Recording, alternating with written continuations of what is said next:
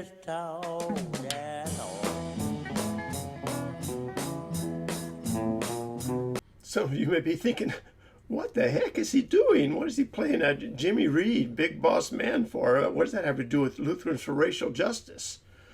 Well, what it has to do with is, for one thing, I would just love blues music. I grew up with blues music. I listened to especially the black harmonica players, which included Jimmy Reed.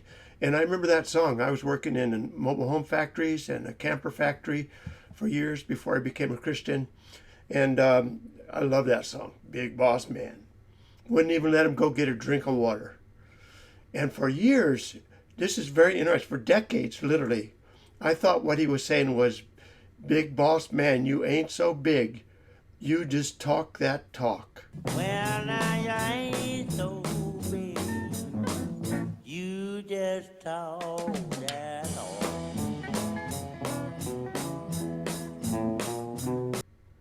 It wasn't until 2020 I finally discovered, when I read the lyrics instead of just hearing them, that he wasn't saying, you just talk that talk. But he's saying, Big Boss Man, you ain't so big. You just tall, that's all. So sometimes we think we know something, we understand it, and then boom, something slaps us across the face. You see, oh, I thought I knew what was going on. Here, I've been deceived all along, and what I thought was true was not true. But I thought it would have been good too if he had said, you just talk that talk, because that's what my bosses did. Production. Got to get this line moving, man. Move the line. That's what the call was in the mobile home factory. Move the line. And we did. We got it done. But so what this video is about is to bring up something that we found out, and we are finding out once you do your homework on it, that what the narrative is not true. It's a lie. I don't want to do that. I don't want to expose a group that is a very deceptive, deceiving group, wolf in sheep's clothing, that you could say. It's called Lutherans for Racial Justice. Oh, here we go. Greetings. This is Memorial Day, 2024.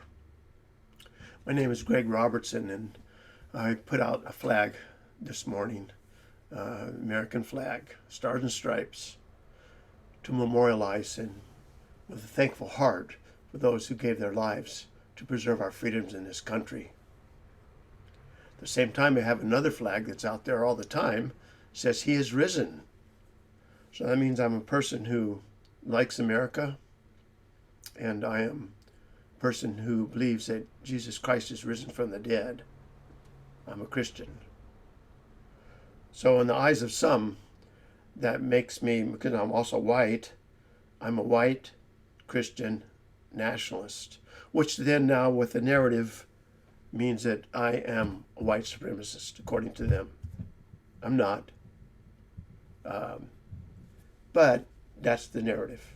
That's the kind of thing they create in our minds. So when we see the American flag now, instead of thinking, thank God we're a free country, we're free. And also in Christ, we are free in Christ. We can proclaim the gospel. They don't throw us in prison for that. And yet, there are groups that are supporting that narrative. And there's a group in the Lutheran Church Missouri Synod that is supporting basically the same narrative. And that's called Lutherans for Racial Justice.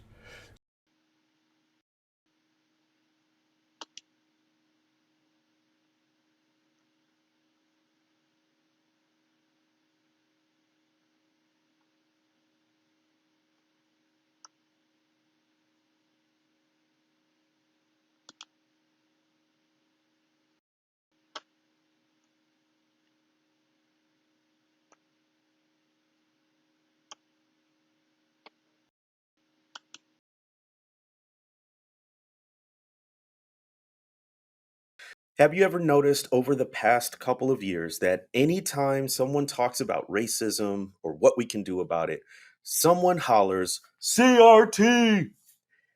CRT stands for critical race theory. It's a field of analysis that began in legal studies to help explain inequality and injustice in the post civil rights era. But nowadays, CRT has become a junk drawer for any words or concepts about racism that make certain people feel uncomfortable. That is to say, what many folks are calling CRT is not actually CRT, and that's partially on purpose because people who oppose racial justice under the guise of CRT are not so much interested in truth as in fear. Calling everything everywhere CRT all at once is not about finding better ways to promote racial justice. It's about fomenting anxiety around social change and then gathering support to oppose it.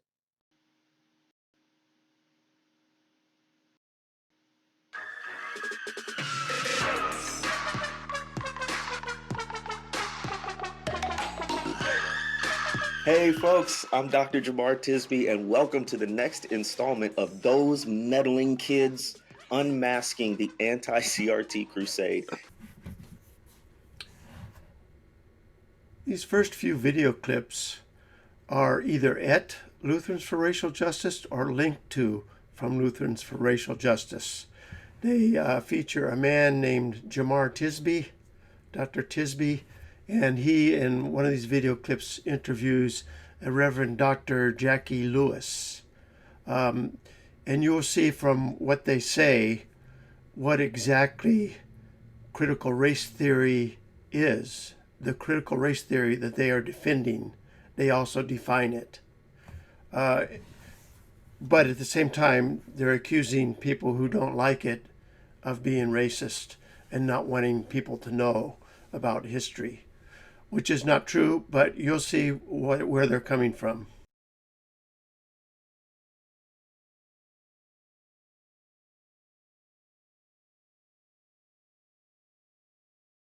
You've also looked into critical race theory. Yes, I have. Yes, I And have. so there's so much misinformation Yeah, out there. right. It's hard to even call it critical race theory because what they're calling CRT is not actually CRT. What do you think is important for folks to know about critical race theory? Thank you so much for that. And I've been saying, how about critical race truth? Not critical race facts, is what I'm thinking. The law pretended that you were equal to a white man. You're a black man. You were pretending to be equal actually leads to injustice because there isn't a base of equality there. Am I making sense? Am I being clear? Yeah. Right, because we're not starting at the same We're point. not starting You at the can't same place. That's treat exactly everybody right. the same. That's Yeah. right. So the criticism right now, like the cleverness of the media and the cleverness of white supremacists to grab onto a term, critical race theory, which is about law students coming to understand that justice is not blind to color. What they're actually talking about is the story of race in America. That's the bridge I wanted to walk. And what they don't want their children to know, what they don't want talked about in schools, what they don't want the fragile white child to know and learn is just how evil and insidious white supremacy is. Because what is true is that when white people get awoke about race for real, they get in the business of liberation. My shelf is full of books by Black authors and white authors, from Ibram Kendi to Carol Anderson on white rage, to Robin DiAngelo on white fragility, to Tandeka, a Black writer on learning how to be white. We know what time it is.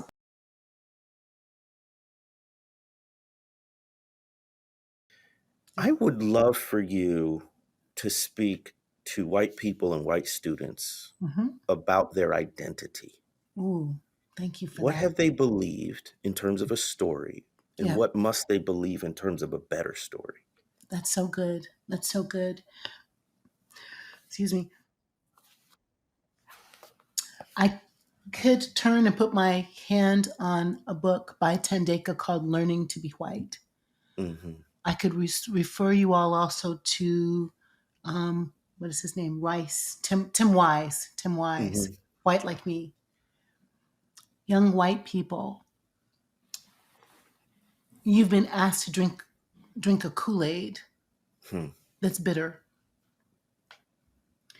A Kool-Aid that is meant to make you think that the only way for you to be happy and thrive is to think you're better than other people, that your legacy, your inheritance, that you're entitled to a place in the society that has your knee on the neck of Black people, that has your foot on the neck of the immigrant, that has your hands around the necks of queer folks. You don't want even to be that way, but you've been taught you have to be white enough. You have to pass as white in this nation in order to survive and thrive. And what I'm telling you is you were given sips of that Kool-Aid in your bottle, and you were given sips of that Kool-Aid in the playground, and you were given sips of that drink when you went to grammar school for the first time. And it was to protect you, to make sure you carried on the legacy of whiteness in America. And I know down in your soul, you know that that's so unjoyful and so unliberating and so not what you want to do. So I'm going to switch from the drink to the story to say why I love thinking about race as a story is because a story has a beginning and a middle and an end. And you can change that story anytime you want to by deciding for your own self who you want to be and whose you are, and therefore who you should be. That liberation and an ethic of love and sharing resources and sharing power, you can be just like Jesus in the way you live your life, by being curious about the other, by investigating their stories, by listening to music and reading books and seeing films and theater, putting yourself in like the cultural border, the border space, where the lives and the textures and the texts of others informs your life and your texture, and you will be better for it. You will have so much more joy. You will have so much more fun. You will have so much more of a rich life by acknowledging the incredible, beautiful diversity that God has created on this world for your enjoyment and your thriving and your surviving. You know, like get with the writers, like get with James Baldwin, and get with Gloria Naylor, get with Toni Morrison. I'm just using Black folks right now, but like dip your toe in the well, in the water of jazz, which is the only American classical music, right? This is the world you get to inhabit together. And then when you are my age, which is older than your professor, when you get to be my age, you can look back over the legacy you've created.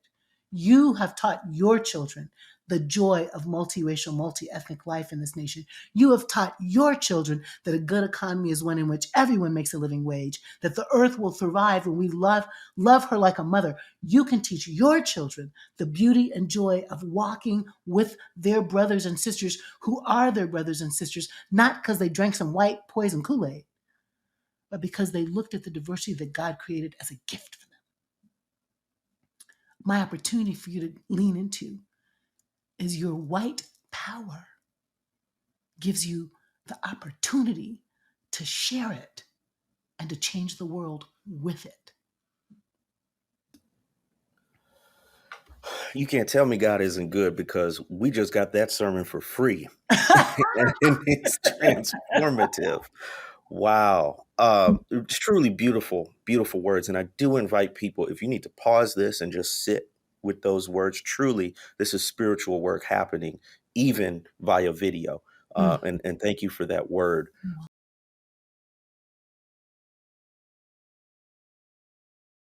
Save Grove City College from critical race theory. In this petition, they name my visit to the college as one of the pieces of evidence of mission drift, of how Grove City College is being invaded and taken over by wokeness and ideas around critical race theory.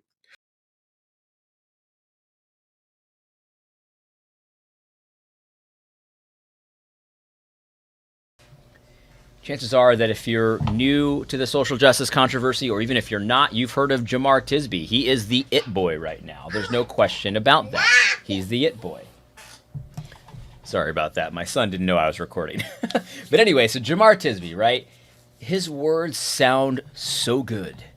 They sound so good to people, and a lot of you right now are probably thinking in yourself, in your own minds, like, they sound good, but there's something off about them. And you're not crazy. There is something off about them. Jemar Tisby is one of these, that his words sound good, but there's war in his heart. He wants division. He is not for the people of God. He's against the people of God. This is one of those friends that you had that's really about treachery.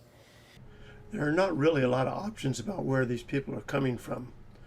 In his book, Masters of Deceit, The Story of Communism in America and How to Fight It, J. Edgar Hoover had 5 categories of people, and I think that they have to fit into one of these categories, because it's definitely supporting major division in this country, fighting against each other, and not solving problems.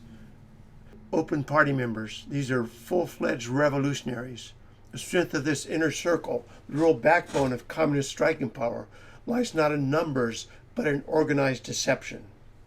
And the second one is concealed party members. These people accept party discipline, but they don't want it to be publicly known. They're of great value to the party. Then there are the fellow travelers.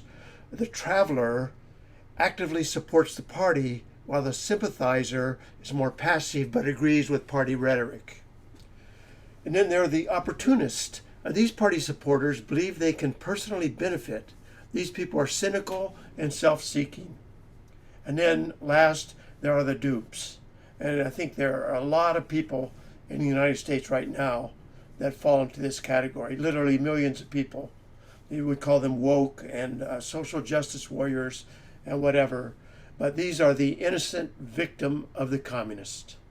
Communist propaganda is tailored to attract non-communists. Words like freedom, justice, equality, and a better world are used by communists to promote their agenda.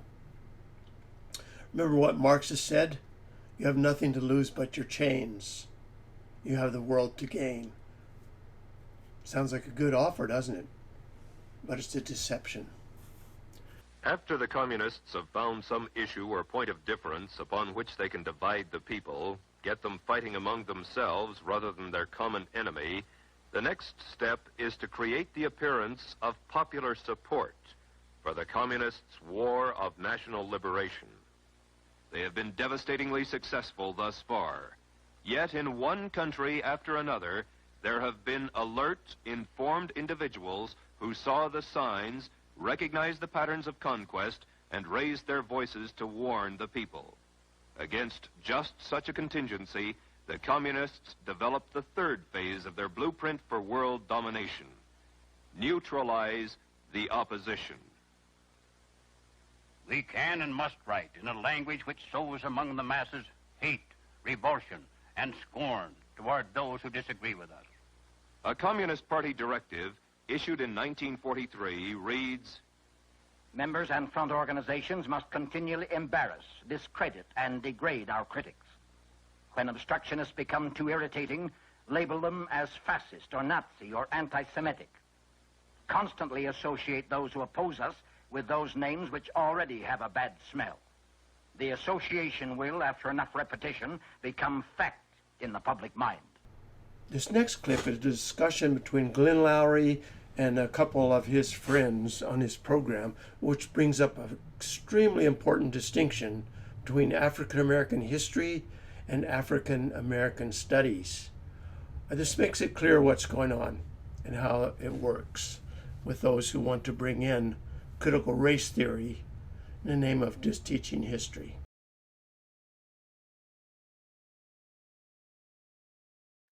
Now, Donig, you said teaching African American studies in, do I say correctly, public schools in Orlando, Florida? Yes. So African American history in public schools, yes, which is a big difference. And I think that has confused a lot of folks, the difference. Because African American studies is an analytical approach to history and to Black experience. But I teach African American history or Black history, which is, to me, a night and day difference. And I You want teach to say it a to little bit ninth more graders in public school. to ninth graders? I just was going to ask you to say a little bit more about the difference in your mind between African American studies on the one hand and Mhm. African American history on the other. Would you? Right. So I think, like I said, I think it confuses a lot of people when you hear African American studies and African American history. Folks just assume it's the same, and it isn't. So the African American studies is more, like I said, an analytical approach to what we call the Black experience, to history. There is a lot of truths in African American studies, but it's also met with conjecture and a lot of opinion. And I think sometimes with African American studies, the truth and opinion gets mixed in together. And if you don't know history, if you don't know African American history or Black history, you would think the opinions are the truth. And then when you talk about Black history or African American history, it's simply facts. You cannot argue with facts. We know slavery existed. We know that Black people were dehumanized during slavery. We know that Jim Crow existed. These are facts. But with African American studies, you can argue about things like reparations or whether or not you think American descendants of slaves deserve reparations. You can argue in African American studies about whether systemic racism exists today. But in African American history, you can't argue whether systemic racism existed during Jim Crow era because it did. There is facts, there's proof. There were laws written for Black people that held them back. But you can argue today in African American studies whether or not it still exists for Black people. So I think that is the difference, and many people just mixed up, combine the two. It sounds to me, correct me if I'm wrong, like African American history takes the critical race theory out of African American studies. I'm asking. Yes, absolutely. Charles. Yeah, I want to briefly just say, I think the big difference, I mean, and that's a really smart way to approach it, but you're right. You need to add some context and something around the facts. But the problem is the difference with those who are claiming the CRT or whatever they want to call it is that they're purposefully teaching it that way. So they're in their classroom as they lead from the front of the class, they're saying these are facts. You and I and many others write and talk about the problems with the 1619 Project. And what it says is, what is one of the essays, Kevin's essay about traffic? It says there's an essay called Traffic. Have you ever been in a traffic jam in Atlanta? Did you know that that's tied to slavery? So there is no nuance there. They're explicitly saying everything, every gap that we see today can be drawn to slavery. And people understand these things, Yes. as you say, through stories. So I'll give you a quick one. My son, when he was and he was 6 years old in first grade, this is last year, it was MLK Day. So they had a lesson at school about MLK. I'm saying it slowly so you understand I'm saying MLK. He came home, we're sitting down for dinner, and I asked him to turn the light off. And he said, why? Because I got brown skin and I can be a slave? He got that from the MLK lesson in first grade. So I would like anyone, Right. any proponent of CRT 1619, purposeful African American history, to explain to me how that lesson benefited him, or is it net positive for anyone in America to be learning today? Okay, so this Right. And is the issue I have with some of those things as well is I have students who are, some of my students are middle class, upper middle class. And one day, one of the girls asked me, Ms. Roll, am I oppressed?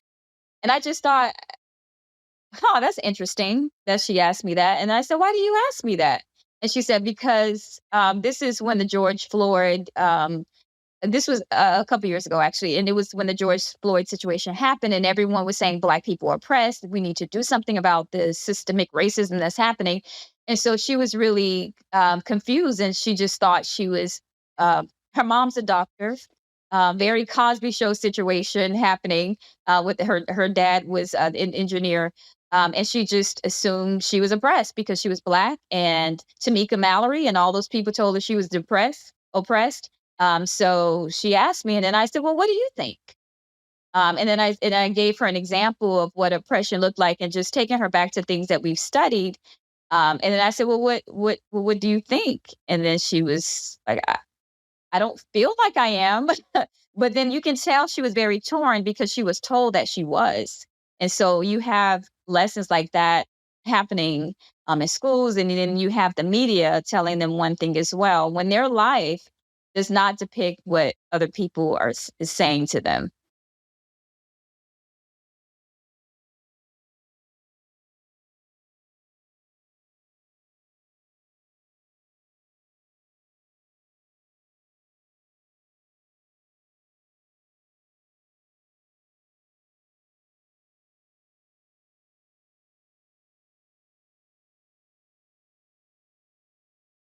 Yet in Chicago, my hometown, in the year 2016, 762 young blacks were shot and killed.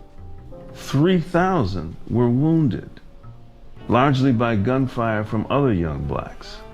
All this killing, all this loss of life, did not garner as much attention as the shooting of Michael Brown in Ferguson, Missouri. That we human beings never use race except as a means to power. Race is never an end.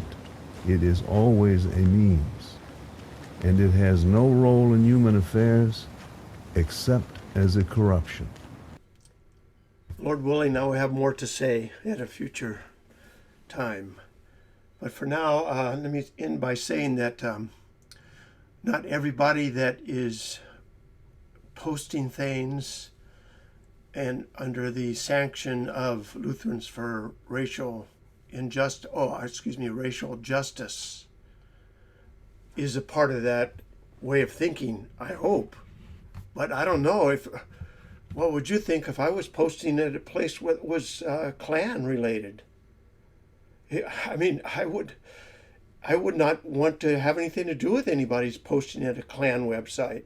So why would I have something to do with anybody that's posting at the Lutherans For Racial Justice?